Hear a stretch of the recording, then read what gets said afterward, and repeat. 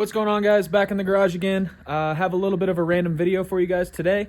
As I had mentioned in a few previous videos, I have had some products sent to me over the last couple weeks that I need to jump into getting installed into one of my vehicles, do a install / kind of review video on a few things.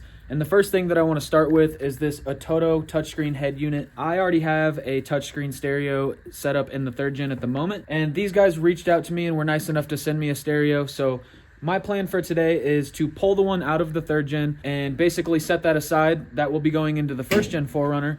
And then we're going to get this guy set up in the 3rd gen. I want to take you guys along for the install and then show you guys some of the features that this stereo offers. As far as doing kind of a budget stereo install, this thing is pretty high on the list on things that I would spend money on. Pretty excited to get this thing in the truck, and I'm gonna go ahead and jump into it. A couple of the tools that you will need to do this job is a Phillips head screwdriver, maybe a flathead depending on your application, a set of wire crimpers, electrical tape, some wire connectors, and some zip ties. So yeah, it doesn't take much to get this job done. I'm gonna go ahead and open up this box and show you guys what came with this stereo.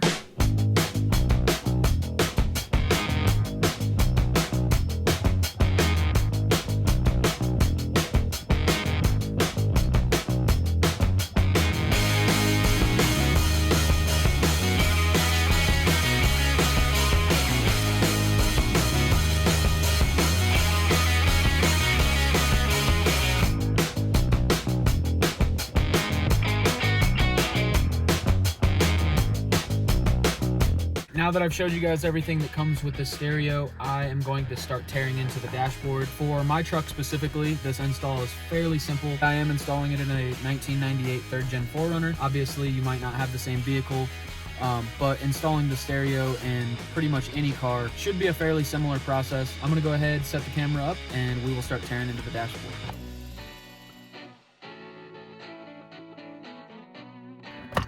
Unclip it. Something that has always helped me in the past get this thing out without fighting it too much is I like to turn the key over, put the car into neutral, and then that gives me a little bit more free space to move some plastic around and not have such a tight working space. This whole unit is just held in by a few clips, and then you'll be able to reach all of your accessory clips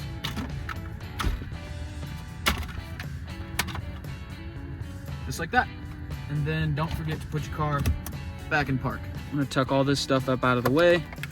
Make sure that you remember where all of your plugs go to in the back of your unit, whatever you're working with. To get the stereo itself removed, you should have 4 screws, one on the top and bottom of each side of the head unit.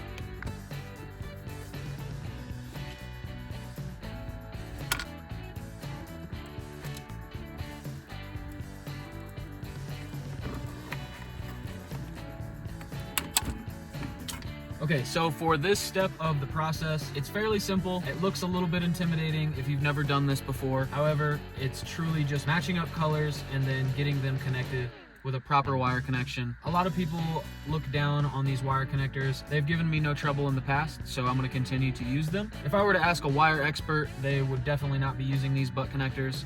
But like I said, they're cheap and they've worked great for me, so I'm gonna keep using them. What I am going to do now is disconnect the backside of this harness, so it gives me a little bit extra room to work with. Not every application will have this additional section of harness in there. You might just be working in the dash kind of like this, but for me, I'm able to pull this whole section out. Except for my hideaway subwoofer wire, I will go ahead and disconnect this and just make sure I get it tied back in to my new harness.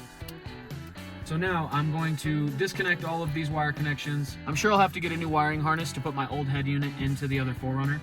So I'm just gonna go ahead and reuse this guy. This is an adapter harness that I bought specifically for this 3rd gen. So going to go ahead and reuse this and get my new wiring harness all wired in.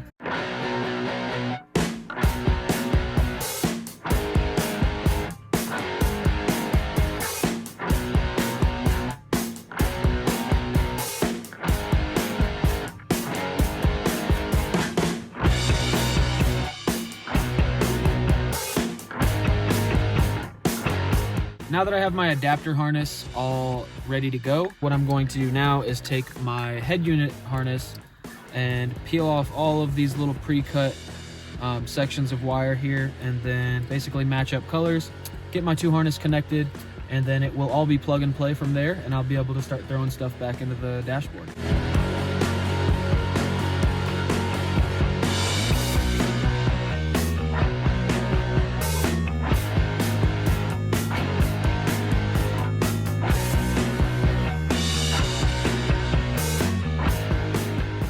All right, I got my wiring harness all connected. This is the point of the install where you would start lining up these little ears on the side of your stereo. Try to best make it fit where your factory mounting points are. Seeing as that I already had a very similar stereo already in the truck, I am just going to take the tabs off of the side of this stereo, transfer them to my new one, and then reinstall it in the dash.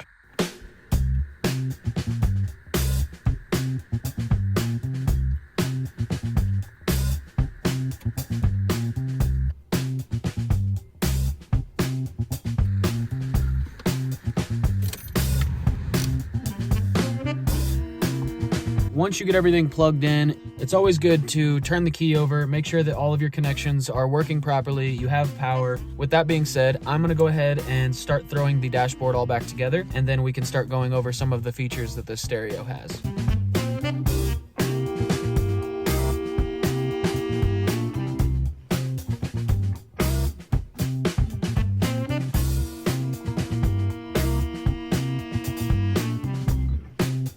Just in the first couple minutes of me playing around with this new stereo versus the one that I just took out of the truck, I'm super impressed at the quality difference for it only being a $200 difference off the shelf. To start off, I did already connect my phone through Bluetooth, which is pretty easy. This little button down here in the center of the screen will take you to your applications. And you can notice how quick and responsive the touchscreen is. So that's super helpful. The last touchscreen that I had in this truck was pretty slow. But anyways, Bluetooth, and then you can obviously save and pair new devices through that, take you back home. And then this is an Android unit, although it does allow you to connect to Apple CarPlay. So you can do real-time mapping, GPS, easily scroll through music on your home screen, as well as go over to some more of your applications that are usable from your iPhone or Android. I think this feature is super useful. The other touchscreen units that I've used in the past that do allow CarPlay are definitely not this user-friendly. So this will be awesome when I'm off-roading. I can use my Onyx maps and then easily go back to the home screen. The home screen is all customizable, so you can hold down on your widgets and move them to wherever you want them to stay on your home screen, and they will automatically save, as well as you can come over here, go to widgets, and customize whatever you want to be on your home screen. So say I wanted Google Chrome on here, I would click on Chrome bookmarks, hold down on that, and then I drop it on my home screen. And then if I want to remove that, it's as simple as holding down, swiping to remove, and now it's all gone. This is my mapping screen. Unfortunately, I don't have the greatest service out here by my garage, but this head unit does offer 4G compatibility as well as Wi-Fi connection. So if you're somewhere that has Wi-Fi available, you can come over here and go to your Wi-Fi setting and connect to any networks that are near you. Pandora, Spotify, a bunch of your main streaming platforms. All of that stuff comes pre-installed on the stereo, so that's super nice. Essentially anything that you could do on an Android or iPhone, you can do on this head unit. Since it's been in the truck for a few days, I got to play around with this thing a bit more, get a little bit more familiar with it. First, I realized there's a couple hidden screens. If you swipe down on the left, this is basically a hidden action screen. Just like on your Android or iPhone, you can swipe down, turn on and off Wi-Fi. You can reset your stereo. Obviously, you can manually adjust your volume as well as brightness. If you tap the brightness, it'll go to 0, 50, and then 100, but then also can manually adjust it. And then if you swipe down on the right,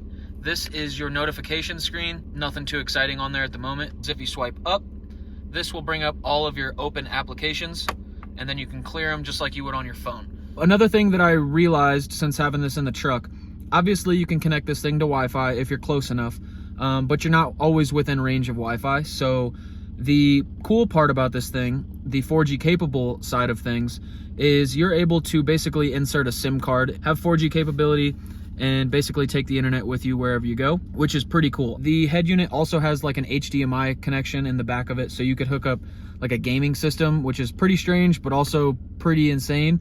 as well as has capability for a front-facing camera as well as a backup camera, and then also allows you to do external storage for both of those cameras. That is super useful. I'm not gonna be using that feature, however. I'm gonna be installing basically the same thing, front-facing camera and a backup camera on my rear view mirror up here. That'll be its own install. But anyways, I know this video is very different than most of the stuff that I'm uploading on this page, but I really appreciate all you guys that follow along and watch these videos. Also, I just wanted to say thank you ATOTO for sending me this head unit. I'm super impressed. I'm also just really happy that I was able to upgrade the Kenwood to something that I'm actually happy with in the truck and I'm actually going to use. Hopefully this week I will get some more progress on the 1st gen 4runner. I have a corner in my garage that is finally piling up full of parts, so I have a ton of work to get done on that thing, as well as some more installs to do on the 3rd gen 4runner. But that's all I got. It's getting dark out here. I'm gonna go ahead and wrap this one up, and I will see you guys in the next video.